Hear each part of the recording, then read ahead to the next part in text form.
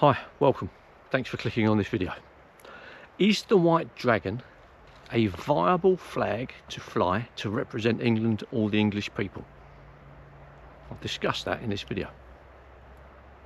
In the Historia Britonum, which was written around 828, it's thought, there's a tale told of King Vortigern, king of the British. And they wanted to build a castle. And every night, unforeseen forces destroyed the walls and the foundations. And this kept happening. Eventually, King Vortigern was told by his advisors that he should find a boy with no natural father and sacrifice him. So King Vortigern found such a boy, but the boy revealed to King Vortigern the reason why this was happening. He said underneath, buried beneath the castle, or where the castle will be, there were two dragons. So King Vortigern dug the area up, and indeed there were two dragons. There was a red dragon and a white dragon. And the destruction of the falls and foundations were caused by these dragons continuously fighting.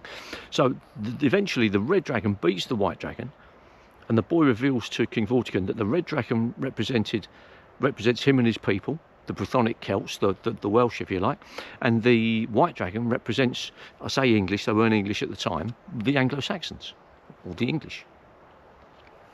So it is recorded there, White Dragon association with the English, even though that's recorded in Welsh folklore, if you like. That tale is also repeated by Geoffrey of Monmouth in his book, The History of the Kings of Britain, which was written in about 1136.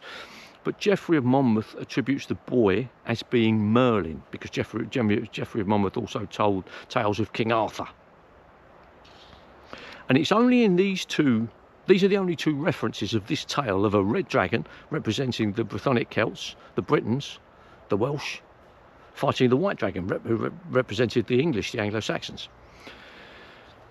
Are there any other references to dragons? Yes. Not of that tale. We've got Wessex. The flag of Wessex was a gold wyvern on a red background. So the West Saxons had a wyvern, which is a dragon with two front legs and a tail, as on their banners as their royal standard. So we have history there of that. There's also the Bayeux Tapestry, where there are two dragons or wyverns recorded at the death scene of King Harold. Now, if you think back to those times, we've all seen the films, you know, the medieval films, people on horseback or people walking into battle with their spears, and at the top of their spear is like a banner, a long rectangle, or even like a sort of diamond. And if you think about it logically, it would be much easier to sew or pattern or create a wyvern, a dragon with two front legs and a tail, and in a triangular fashion, than it would be an actual dragon. So did the dragon and the wyvern mean the same thing? Were they different? I don't think we'll ever know that. So we've got the dragon or wyvern of Wessex. We've also got the Bayeux Tapestry, which shows in 1066 two wyvern banners. Now, King Vortigern, I thought, I know this name. I know Vortigern. And if you know your English history, or your pre-English history, if you like, before 927, the tales of Hengist and Horsa. Hengist and Horsa arrived in 449 to help King Vortigern fight people up in the north that were playing up. Now, that's a different video. I'll cover Hengist and Horsa in another video. That's on the list of 50 videos to do. On my to-do list, there's 50 other videos at least now that I've got that I will be recording and getting up on the channel. Now, I thought, is that the same Vortigern? And looking into this, it appears as if it is. Now, if you think about how we are as human beings, even in this modern age, you know, kids go around to see grandma, nan, grandpops, granddad, whatever, and the elderly tell tales to the youngsters, and that's the way we've done things as human beings for as long as we can speak. We've done it through drawings on caves before. We do it to pass down knowledge, social skills. Every tribe, every race does it. So could it be that it wasn't only... Did the Welsh think we're the red dragon, we're going to make the bad guys, the Anglo-Saxons, a white dragon? Or was there some association there? Did Hengist also the Anglo-Saxons, the Angles, the Saxons, the Jews, the Frisians, come over with their own sort of banners or representations of dragons or wyverns at that time? We don't know.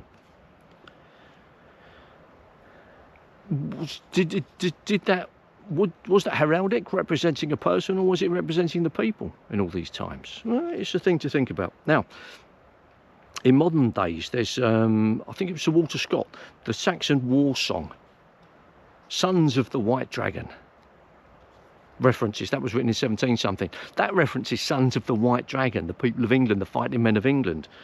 We've also got the Royal Wessex Yeomanry that recently changed their badge to include a white dragon.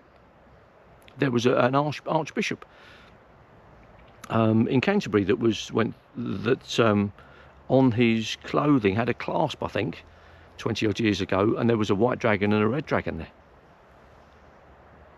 So some people say, oh yeah, but that's just the Welsh calling you that. But if you think about it, through time, tribes, races, specifically identifiable war brands, war peoples, were called what people called them. They didn't name themselves. So could it be that the White Dragon of England, even if it was called that or named that or told that by the Brythonic Celts, the Welsh, was there really a white dragon flown before and we just don't know? It's really interesting to think. I honestly think, my opinion is the white dragon a valid symbol of the English people? I think there's enough evidence and likelihood to say yes.